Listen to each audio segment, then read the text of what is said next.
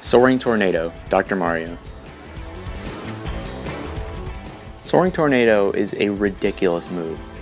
Not only does it have incredible knockback and kill from center stage at around 60, it has unbelievable priority and a ridiculous hitbox. When doing the tornado, Dr. Mario spins around, which does not have a hitbox, but then flies up in the air afterwards. This animation has a massive hitbox and is strong the entire way through. Because of this, it has a lot of applications, and its best application is edge guarding. Depending on how much you mash down B, Dr. Mario will fly up either very high or not that high, which means it can be used to cover both the high and low recovery options. With good mashing, the down B goes very high, and because of this it can also be used to allow Dr. Mario to recover better.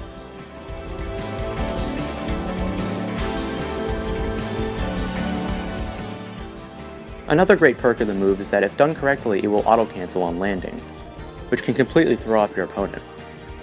Since it auto-cancels and Dr. Mario will have time to shield, your best option is to go for a grab. That is the best possible punish. When recovering against Dr. Mario, try to mix up your recovery in order to mess up their down B edge guard.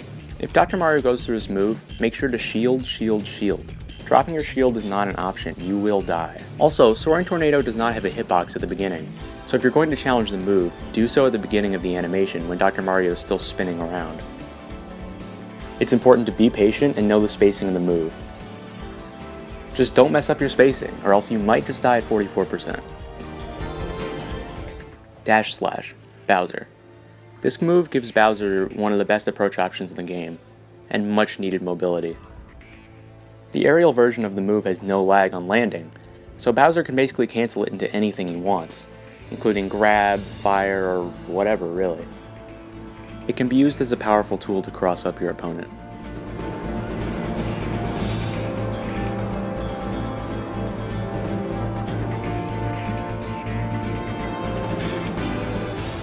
Bowser can use the move to get in range with shield and uses amazing out of shield options. If you cancel the move early close to the ground and make sure the slash does not come out, Bowser will actually slide across the ground, almost acting like a wave land or wave dash. While in the slide, Bowser can do anything. This is a seriously powerful movement option. If you crouch after using the move, Bowser will slide either forward or backward depending on the direction you press. This can be used to get easy down tilts, or retreat backwards if you feel that you didn't space properly. It also acts as an amazing combo move.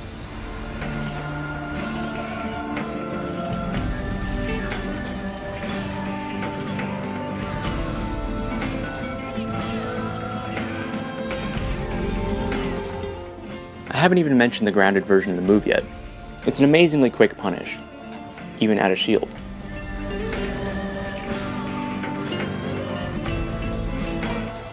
Punishing the move isn't easy, but you can shield grab it if your opponent misspaces it.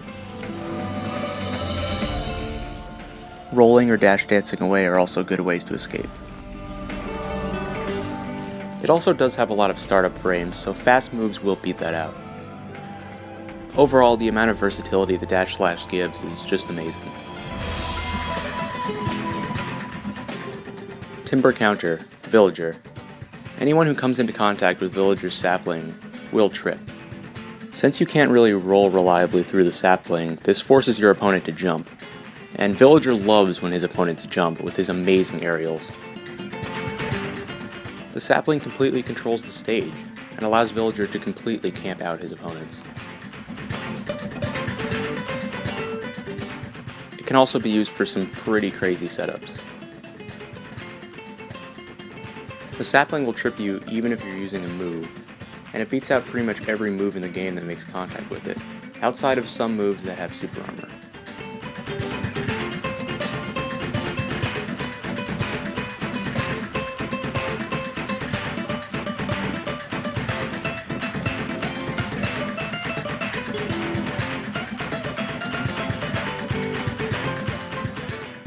You won't really see villagers use the tree version of this move. It doesn't do a lot of damage if chopped down, and although it has a mini counter effect if hit, it's much better to just use the Sapling.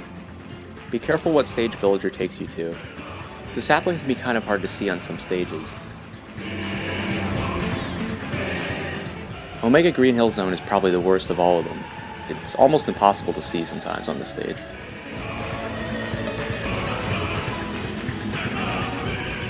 Lightweight, Palutena. Lightweight is a passive buff that makes Palutena a literal goddess. While in Lightweight, Palutena gets a massive buff to her speed and jumping ability.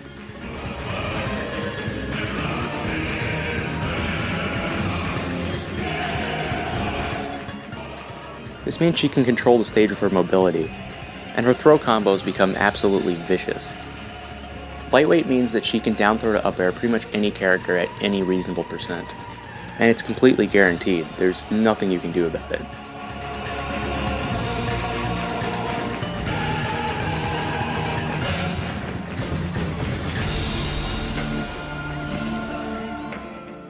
With Lightweight, Palutena gains access to combos she really didn't have before.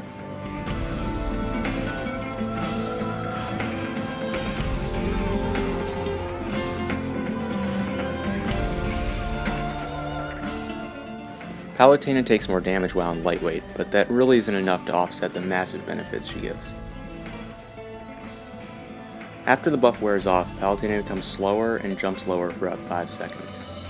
However, by standing on a platform, you can infinitely reset Lightweight thanks to a glitch. It is very hard to control Palutena while she is in Lightweight because she flies so fast, but I don't think this will be a problem for good players. Before we get to the number 1 custom move, here's some moves that just barely didn't make the list, but definitely deserve mention.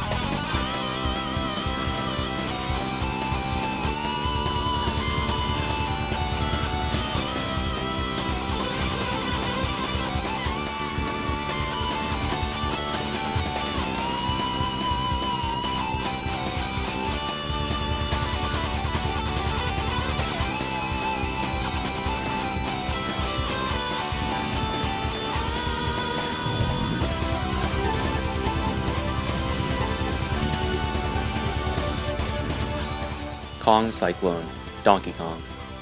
Behold, the most powerful custom move in the game. This is the only custom move in the game that is outright spammable.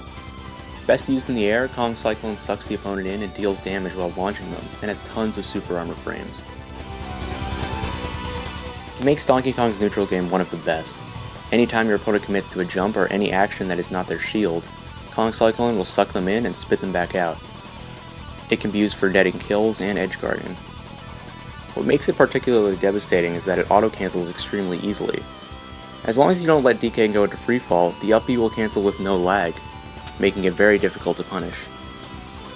However, Kong Cyclone isn't as invincible as it looks. Often you will have an opportunity to act while stuck in the Cyclone. Here's an example of where you can act while trapped. Notice that Mario is not in hit stun at the ending part of the Cyclone. When in this situation, you can air dodge and take no damage or knockback by avoiding the final hit of the move.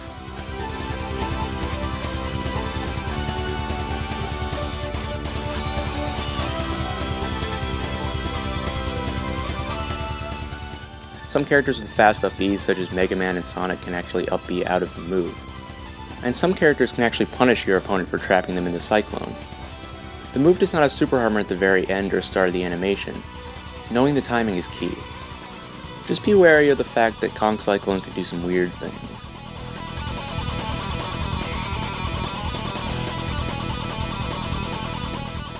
I must say that this chance does not always arise. Sometimes you'll be stuck and have no opportunity to air dodge. Just make sure not to air dodge early or you will still get hit. If you do air dodge early, make sure to fast fall as well so you miss the up B completely. Still, you really just want to shield the move and respect it. Dropping your shield for just a second can mean getting trapped in the Cyclone. Don't let DK take you to Battlefield or Lilat, as his up B will cancel from pretty much anywhere.